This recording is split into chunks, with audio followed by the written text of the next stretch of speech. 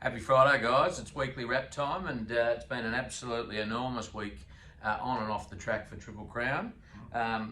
Starting with, we had throughout the week, we've had 5 trialists. All trialled well too, didn't they? All trialled very well. So we had a couple of 2-year-olds, Force Red and Peronimo, Zoo Prince, who's come back bigger and better after his gelding. Yep, 2 stone lighter, and seems to have settled him down. Absolutely, and then Pole Position, who's up in Queensland, and Marzoo. So we've got a bit of fun in store this autumn. Yeah, they look to be going great, so looking forward to that. Absolutely, and we've had 4 runners this week for 4 placings, which is really exciting. Starting with an exciting 2-year-old Madame Fiocca with Annabelle, and she finished strongly to get a 3rd at Hawkesbury. Yeah, she did, and I mean, she came around that bend probably a bit greenly, but also copped a bump at the same time. So looked to take the scenic route, but finished off very strong, which was great, and I think it was really encouraging for her looking forward. Yeah, no, absolutely. It'll be good to see what she can do over the coming few runs. Hopefully she gets there. Capital Asset next. He's ever consistent. He finished with a 3rd down at Ballarat, and he was a little keen, but again finished strongly. Yeah, that's right. I think he just had his moments there of wanting to do a little bit too much when he had exposed air, but when he was in behind another one, he was relaxing nicely. So he sort of mixed it up there in the run, and but a very solid performance as always from him, or typically the case with him. And I think he's knocking on the door. Just got to find a similar race again, and I think he'll be right there. Fingers crossed. And then what an exciting afternoon on the Kenzo track on Wednesday. 2 in-form geldings, first time in town, finished with the Quinella, Cadal and Sir Artie. Yeah, that was exciting. Out there on course with the owners, and they've been terrific. Both horses, as you mentioned, really in form and performing well. I think Cadal, well, he was setting the pace there on Wednesday at Randwick, and he probably found, I guess, at that level, the 1400 just a touch far. He was just a little bit vulnerable late, and Sir Artie showed his brilliant turn of foot that he's been showing of late, and managed to mow him down for what was an exciting Quinella for the team. And funnily enough, same horses produced a Quinella for us only a few starts back as well. But great to see both of them racing so well, and congratulations to all the owners. Yeah, so keep an eye on them. They're hopefully still on the up and in red hot form. This week, when it comes to numbers, a quieter week, but we start tomorrow with a very exciting return after a brief freshen up for Rev Miss. She's down in her favourite place, Melbourne, on the Flemington track. Barrier 1, Michael D on board, probably her favourite distance, and she's a pretty decent chance. Oh, for sure. I think she's a real live chance. She should get a nice run from Barrier 1. There's a little bit of speed in the race, so hopefully something just crosses her and she can probably sit back in one back position, and hopefully just sort of peel out sort of mid-straight and get that clear running when needed and finish off. But yeah, very, very high quality mare. Obviously, as everyone knows, I'm very fond of her. I've been since the day we saw her at Sledmere Stud pre-sale. Got a real soft spot for her, so I'd love to see her do it again.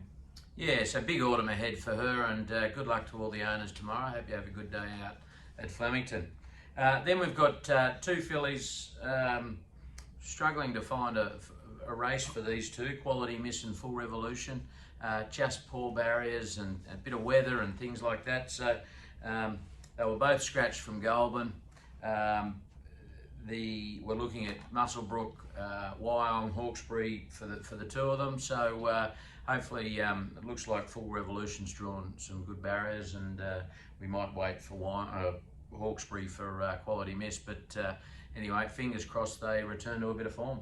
Yeah, exactly right. I think Full Revolution, I think a couple of starts back, performed very nicely, obviously, and went missing last start, so I'm sort of hoping she does a bit of a densetsu and bounces straight back. But I think, yeah, looking forward to seeing where they go, actually.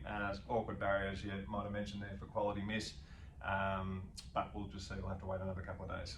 Yep. No, good luck. Good luck to the owners for those 2, and hopefully they can return to some form and get the win up. So that's the runners for the week.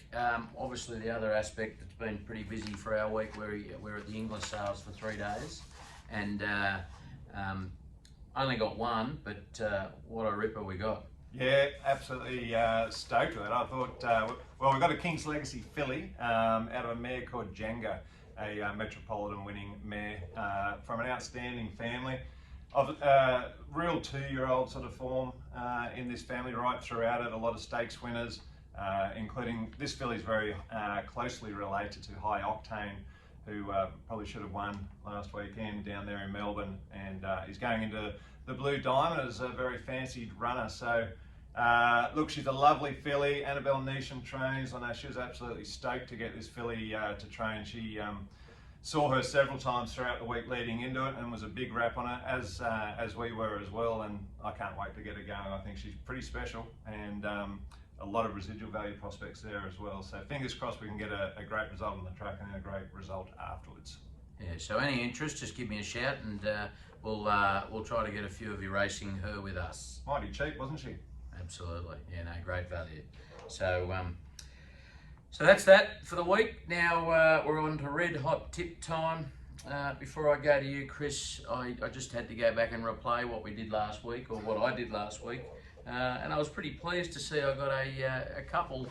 I got homes a court each way. Yep. Paying some pretty decent money, and Mr. Brightside came home with a wet sail and got that win, and he's a fantastic horse. So hopefully got you a few dollars there for some of you. What do you got this week? This week, I'm back in off the bench, and I'm going to have a field day at Randwick, I've decided. Oh, this is going to be good, because so am I, Get the and they're pen- going to be different. Yeah, no doubt they will, but get the pen and paper out. We're race 5 in the Expressway. I'm going to go King of Sparta for the Snowdens. He ran particularly well, winning up there at the Magic Millions. J-Mac on board, and I think he's a good winning chance. I think he'll just get it done in a tight finish is what I'm tipping. On to the Apollo Stakes race 7, Fangirl for Chris Waller, again J-Mac, and again another winning chance. And then race 8, the Light Fingers. What's it? Kimochi. Is that how you pronounce it? Kimochi. Jason Collett. I'm going to say a place chance there, just to mix things up a little bit. Really excited to see Learning to Fly return in that race. I think a hugely talented filly, but can't go up from the white barrier. Oh, well, you'd think we'd spoken. Really? For once. Race 5, Expressway Stakes, number 1, King of Sparta. So you've got both of us on that. What do they do on the TAB? They go Great Minds or something? Great minds think alike, I don't know. So race 5, number 1, King of Sparta, same as Chris. I've gone race 6, the Triscay. I've gone number 2, Samana. Race 7, number 8, Fangirl. So again, Great Minds. And race 8, the Light Fingers. Lucky Chris went the place, because I'm going the win on Learning to Fly. So there you go. There you go. So hopefully Learning to Fly does win, and mine comes in second. Absolutely. So have a look at that, and if you have a crack, good luck. And that's it. Indeed. And that's it. Have a great weekend. Good luck, Rev Miss owners tomorrow, and Full Revolution Quality Miss early next week. And we'll see you next week. Enjoy.